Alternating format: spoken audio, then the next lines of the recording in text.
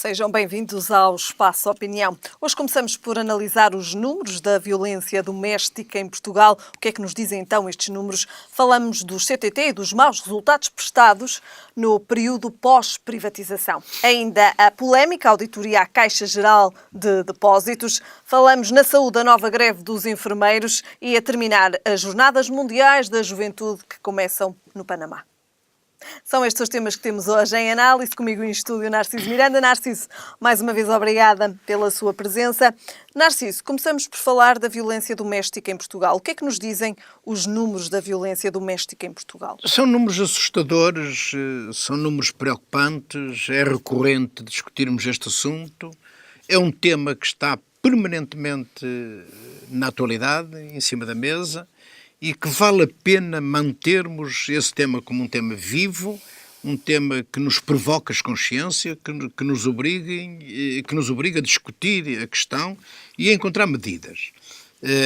Há excessivos atos de violência, normalmente sobre mulheres, na esmagadora maioria dos casos. Já há violência nos outros sentidos também, violência até entre pessoas do mesmo sexo, violências de mulheres sobre homens, mas sobretudo o grande índice, os grandes números, os números mais assustadores são aqueles que resultam da violência de homens sobre mulheres. E, portanto, números preocupantes. Eu estou à vontade a falar sobre isto porque, aliás, gostaria de salientar que, e este dado é assustador, em 2018, ano passado, morreram vítimas de violência mais de 2 dezenas de mulheres. Quer dizer, é muito preocupante. Quer dizer, matarem-se 2 mulheres por mês em Portugal é assustador. É absolutamente inacreditável. Narciso, e eu acho que as penas têm sido demasiadamente suaves. Era isso que lhe ia perguntar. Faltam medidas mais pesadas contra a violência doméstica, contra quem pratica a violência doméstica? Eu acho que faltam as medidas devem ser mais pesadas contra quem pratica estes atos de violência doméstica e também medidas pesadas do ponto de vista preventivo. E mais investimento também do ponto de vista preventivo. Porque vale a pena gastar-se mais dinheiro ou punir-se mais preventivamente porque fica mais barato evitarem-se os danos resultantes do crime que se pratica excessivamente em Portugal. Eu estou à vontade sobre isto porque em 2004, por iniciativa da Cruz Vermelha Portuguesa, Delegação de Matosinhos e da Câmara Municipal de Matosinhos, que eu era presidente e tenho um enorme orgulho nisso, foi inaugurada, portanto começou muito antes de 2004, talvez no ano 2000, por aí assim, iniciou-se o processo que se concretizou em 2004 com a inauguração, com a entrada em funcionamento, mais importante do que dizer inauguração, com a entrada em funcionamento de uma casa-abrigo para pessoas, mulheres abandonadas, maltratadas, que está em perfeito funcionamento, com um sucesso extraordinário, e que o mérito é todo da Cruz Vermelha de Matosinhos. Aliás, eu lembro-me, era na altura presidente da delegação da Cruz Vermelha de Matosinhos, a juíza doutora Joana, que, de facto, Joana Salinas, faltava-me o segundo nome, doutora Joana Salinas, que fez um magnífico trabalho, um fantástico trabalho, ao serviço da Cruz Vermelha, ao serviço dos mais desfavorecidos, a vários níveis, e que foi a grande obreira deste processo. Teve financiamento municipal, teve financiamento comunitário, não sei se teve... Fazem o acompanhamento às vítimas de violência doméstica? Não só acompanhamento, como lhes dá abrigo, como eles recebem e as protegem. E elas têm ali um espaço reservado, um espaço, têm ali o seu canto, com excelentes condições. E, portanto, na altura eu creio que foi das primeiras casas-abrigo que se construíram em Portugal, mais uma vez Matosinhos à frente, que se construíram em Portugal casas-abrigo para mulheres abandonadas e maltratadas. Portanto, este tipo de investimento também é preciso fazer-se, mas não chega. Portanto, o investimento na prevenção é fundamental. Ora, com esta casa-abrigo que a Cruz Vermelha construiu em Matosinhos, desde 2004, imagine os anos que já passaram, portanto...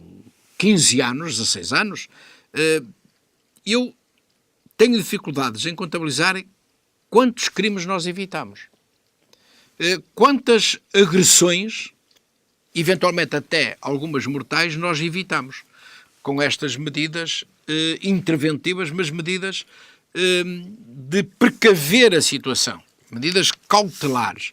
Ora, é isto que se tem que fazer mais no país, para além de uma justiça mais bem preparada para encarar estes casos. Uma notícia, uma justiça mais bem preparada. Mais célere também. Mais célere, mais bem preparada, mais sensível a estes problemas e umas polícias também mais bem preparadas para estes tempos modernos que nos trazem estes tipos de crimes modernos e mais complexos e mais difíceis de contornar, de resolver, de evitar e que trazem custos à sociedade pesadíssimos. Mas, Narciso Miranda, nem sempre as vítimas têm o acompanhamento necessário. É o que eu estou a dizer e sintetizou muito bem. Nem sempre as vítimas têm o acompanhamento necessário. Mas também é verdade outra coisa. Nem sempre as vítimas estão disponíveis para denunciar. Um dos maiores problemas, um dos mais graves problemas da violência doméstica resulta das pessoas violentadas esconderem. E já não é só por vergonha. Muitas vezes até é por paixão, por obsessão. Outras vezes por medo e também por vergonha. Mas eu acho que qualquer pessoa, qualquer cidadão, seja do sexo feminino, seja do sexo masculino, que é vítima de violência física ou psicológica, não deve esperar que aconteça a segunda vez. Porque se acontece a primeira vez, vai acontecer, praticamente certeza absoluta, a segunda vez. E se acontece a segunda vez, é certo e sabido que vai acontecer a terceira. Isso aí já não digo quase certeza absoluta. Digo de certeza absolutíssima. E, portanto, se essas pessoas, logo à primeira agressão, denunciassem, apresentassem queixa, eu acho que isto melhorava. Mas o problema é, sobretudo ao nível das mulheres, também do lado dos homens, mas sobretudo ao nível das mulheres, quantas mulheres são vítimas, até jovens, até ao nível do namoro, até enquanto namoram, são vítimas de agressões e escondem. Calam-se, muitas das vezes também não será um pensamento que resulta do facto de pensarem que vou fazer queixa, mas depois não tem um seguimento. Para quê? Não acredito muito nisso. Porque os dados dizem-nos que a maioria dos agressores não são punidos. Eu acredito que uma percentagem se fica de ver a essa situação. Mas não acredito que seja uma maioria. O descredibilizar da justiça, Narciso. É verdade. Mas eu acho que a maioria é por aquilo que eu acabo de dizer. É por obsessão. É por ligação excessivamente obsessiva ao agressor. As pessoas dizem é por amor. Não é nada. Porque não pode haver amor com agressão. As pessoas escondem. Ouça, há casais jovens que mesmo durante a fase de namoro se praticam agressões. Não só agressões psicológicas, mas agressões físicas, violentas, violentíssimas. E as pessoas apanham a primeira e perdoam. Apanham a segunda e toleram. Não pode ser. Devem denunciar imediatamente. Eu acho que um cidadão, seja homem ou mulher, quando tem um impulso de agressão, tem que ser punido. Mesmo que comece com punições mais leves para, se persistir, naturalmente, ter castigos mais pesados. Agora, para isso é preciso que as pessoas colaborem, é preciso que as pessoas denunciem. Muito bem. É uma colaboração, então, que se estende a vários níveis também. A vários níveis. Miranda, não chega só a acusar a justiça de ser lenta e de ser branda. Também é preciso que as pessoas colaborem. As pessoas que são vítimas de agressões têm que denunciar. Mas tem que haver uma justiça também mais pesada para estes casos. Mas isso estamos de acordo. E eu acho que a justiça tem sido excessivamente branda para casos graves. É verdade. Mas também é preciso que as pessoas denunciar. Narciso Miranda, passamos agora ao próximo tema. Falamos dos CTT e falamos do mau serviço prestado no período pós-privatização. O que é que isto nos diz, Narciso Miranda? Como é que podemos analisar, então, esta notícia? O assunto dos CTTs é demasiadamente complexo. É muito mais complexo do que o debate que se está a travar. Porque, imagina, já estamos na fase de os partidos mais à esquerda estarem a fazer pressão sobre o governo para renacionalizar os CTTs, com esta grande novidade. com uma franja muito significativa de deputados do Partido Socialista e de autarcas do Partido Socialista estarem a fazer pressão sobre o seu próprio partido e sobre o governo para fazerem a nacionalização dos CTTs. Que teria que ter uma autorização de Bruxelas. Mas para que isto aconteça, é preciso pôr o problema em primeiro lugar a Bruxelas. E é preciso que Bruxelas aceite. Mas mais uma coisa. Mas é preciso ter meios financeiros para que isto aconteça. Não só. Como é que se conseguiria reverter esta situação? Não só para a reversão, não só para a nacionalização, mas para depois pagar um serviço deficitário. Sabe que esses tempos das cartas, de se escreverem muitas cartas e de um meio de comunicação ser através da carta, que os CTTs tinham um papel muito importante, acabou. Neste momento já praticamente não se escrevem cartas. E os CTTs têm já umas tarefas muito residuais relativamente ao volume de trabalho que tinham no passado. E, portanto, o trabalho é um serviço que custa caro desde que existam postos, meios humanos, com locais adequados, em todos os concelhos. E, portanto, se concretizar, que eu não acredito, a nacionalização dos CTTs, voltar a nacionalizar os CTTs, isso vai ter um custo significativo que vai sair do bolso dos cidadãos. E eu acho que quem está a discutir o assunto esquece disto. Portanto, obviamente que não estou com isto a querer branquear o comportamento dos CTTs. Longe disso. Os CTTs estão a funcionar de uma forma deficitária. Estão a abandonar serviços, estão a abandonar aldeias, estão a abandonar freguesias, estão a abandonar concelhos, e isso traz alguns estragos, traz alguns problemas à qualidade de vida dos cidadãos. Mas temos que ponderar muito bem, acho que o Governo está a fazer, e portanto não sei se a solução da nacionalização vai resolver os problemas de fundo. Sinceramente não sei, para além de ter dúvidas se vai ser possível, porque eu tenho dúvidas que Bruxelas autorize, porque naturalmente nós não podemos andar a brincar a nacionalizações, quer dizer, privatizamos, agora nacionalizamos, depois privatizamos, nacionalizamos. Não é muito adequado fazermos isso. É uma questão muito complexa mesmo. E eu tenho coragem de o dizer categoricamente. Não seria só necessariamente questões financeiras que estariam aqui implícitas? Também há questões financeiras. Porque, repito, se nós tivermos os CTTs nacionalizados e se mantivermos postos em todos os concelhos, cobertura em todos os concelhos, em todas as freguesias, eu tenho a certeza que isso dá um prejuízo verdadeiramente impressionante, que tem que ser suportado pelo Orçamento de Estado. Isto seria uma empresa a funcionar nesses termos. Se a empresa funcionar como se está a reivindicar, naturalmente que tem que ser financiada. Há prejuízos elevadíssimos. Porquê é que estão a ser desmantelados os serviços? Exatamente para rentabilizar a empresa, porque é uma empresa privada. Nem sequer vou dizer que é porque os acionistas têm o prazer de não prestar serviço às populações. Não é nada disso, não podemos pensar nestes termos. Nem sequer podemos dizer que é para obterem o lucro fácil. Não, é para viabilizarem a empresa e para terem condições de rentabilidade da empresa. Portanto, se quisermos outro serviço complementar, o Estado tem que intervir e tem que pagar. Uma última questão relativamente aos CTT. Narciso Miranda, qual é o futuro dos CTT? É duvidoso. Vamos ver qual é a evolução deste processo. Vamos ver o que é que vai acontecer. Agora, eu acho que como está, não se pode manter por muito mais tempo. Tem que haver aqui alguma intervenção. Qual o tipo de intervenção? É muito difícil fazer previsões neste momento. Pela complexidade que acabei por explicar há bocado. E que não está a ser objeto de debate público. Portanto, é muito fácil dizer, queremos que o Governo obrigue os CTTs a manter postos em todas as freguesias. Não chega. Não chega a dizer-se isso, é preciso ir-se mais longe e ir-se mais a fundo da questão. Muito bem, Narciso Miranda, passamos ao próximo tema. Falamos agora da Caixa Geral de Depósitos e a polémica auditoria. Narciso Miranda, o que é que está aqui implícito? Isso é um problema muito grave. É muito complicado. Voltamos atrás no tempo para contextualizarmos a questão da Caixa Geral de Depósitos. Isto foram créditos aprovados pela Caixa Geral de Depósitos ali nos anos 2007, 2008, 2009, até 2011. Lá estamos a ver o período difícil que nos conduziu depois àquela inevitabilidade que nos fez apertar o cinto por todos os lados, que foi em consequência disto tudo que em 2011 o FMI entrou por aqui dentro, a Troika entrou por aqui dentro.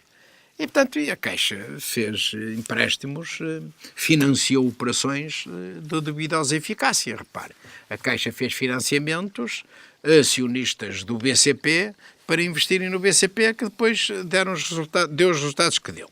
E, portanto, isto é muito complicado. Mas há aqui um problema muito mais complicado, que é Sendo estes atos praticados numa época em que não era este governo que estava em funções, este governo tem aqui um problema muito difícil de gerir. Muito difícil mesmo, está a ser provado hoje, que é o problema de comunicação. Porque o governo mandou fazer a auditoria, mandou fazer esta investigação e depois o relatório, os resultados dessa auditoria foram pedidos persistentemente, designadamente pela Assembleia da República, e a Caixa de Depósitos suportou-se sempre no segredo de justiça para não fornecer estes dados. E agora? Ora, eu não acredito que o Governo, sendo um banco público, não tenha conhecimento dos dados. Tentou escamotear e agora está perante um problema. Eu acho que a comunicação social, mais uma vez, levanta uma questão e põe o país todo a discutir esta questão. Neste caso, a Joana Amaral Dias, que foi a pessoa, foi a cidadã que teve acesso a estes documentos, alguém lhes entregou estes documentos, que são secretos, são confidenciais, denunciou o problema e levantou, de facto, este vendaval que vai trazer repercussões muito complicadas, porque, de facto, há pessoas que beneficiaram destes empréstimos falidos, completamente falidos, mas agora quem vai pagar são os cidadãos. Porque esses empréstimos Agora não foram somos nós pagos. que... Não, claro que não. São empréstimos para intervenções falidas.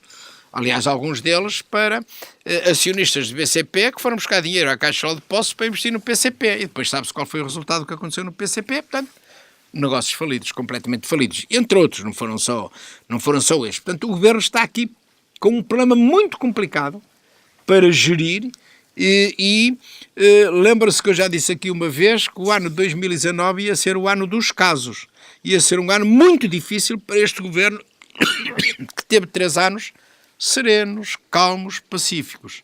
Mas agora vai ter longos 9 meses até às eleições de problemas muito complicados que vão surgindo a conta-gotas e que vão criando desgaste e que vão criando alguns problemas e não sei se a fantástica habilidade de António Costa, porque ele de facto é notável na forma hábil como contorna os problemas, não sei se a sua habilidade vai chegar para resolver tantos casos que vão surgir. Ainda nem sequer terminou janeiro, imagino os casos que começam a surgir já durante o mês de janeiro. Esperemos pelo resto dos dias de janeiro, fevereiro, março, abril, maio, junho, julho, agosto, setembro, até às eleições vão surgir casos a conta-gotas que vão desgastar este governo e a maioria que o suporta. É a minha opinião, espero que não aconteça, espero estar enganado, mas acho que isso vai acontecer e acho que há uma frase do Rui Rio no fim do Conselho Nacional, ou antes do Conselho Nacional, que é uma frase um bocado provocatória e que eu na altura ouvi aquela frase, mas o que é que este senhor quer dizer com isto? E ele diz assim: já sabemos que o governo pode perder as eleições, ainda não sabemos se o PSD está preparado para as ganhar. Já sabemos que é possível o governo perder as eleições. Ora, dito assim, a primeira reação é assim: pá, este senhor não está a ver bem a coisa, porque o PS vai ganhar as eleições.